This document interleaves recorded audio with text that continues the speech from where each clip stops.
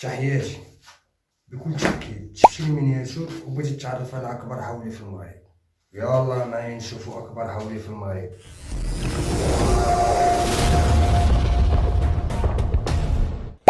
لا ماشي هذا، نسيت. أنا داوي على الحولي ديال بصح اللي على حقو ساكت ولا يبالي، واللي على الحقيقة والواقع كاع ما مسالي. بلاتي عمي اجي بلا ما تقلق، راه داوي غير على راسي، داوي على المعاناة والعذاب اللي في بلادي كان قاسي. من بعد ما خرج الناطق الرسمي باسم الحكومة، الحكومة المهمومة اللي مركزة على القطاع الخاص والقرمومة، والمواطن بالنسبة لها مجرد جرثومة.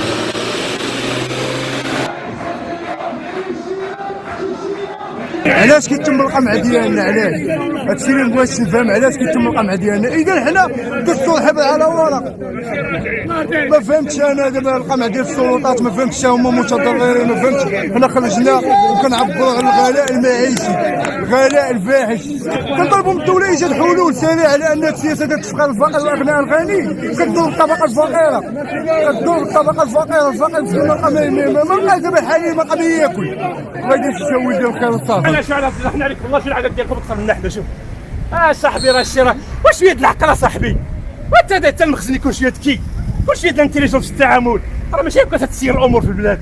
الحكومة خرجت بالدعم باش الحولي الخاص ويعيد الدرويش. يا اخويا المغربي عيد وعيش وغير الا ما بغيتيش. ولكن قول لينا السي بيتاج، شكون اللي مستافد من الدعم؟ واش الفلاح ولا المواطن؟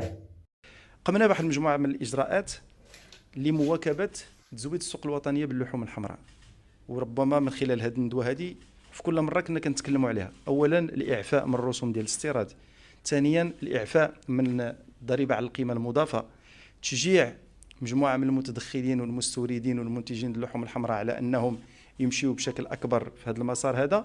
وجات يعني القرار المشترك بين وزير الفلاحه ووزير المكلف بالميزانيه، واللي عطى داك الدعم اللي تكلمتيو عليه في الاستيراد.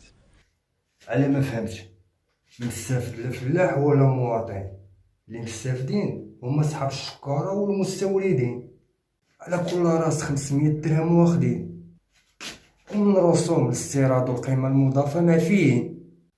هذا راه ماشي دعم، هادي راه نكته.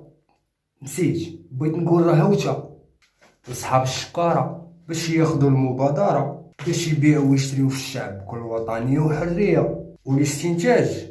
حنا هما الحواله. برافو الحكومه، هذا هو التخطيط، والا فلا بعتو وشريتو فينا بدون مشاوره.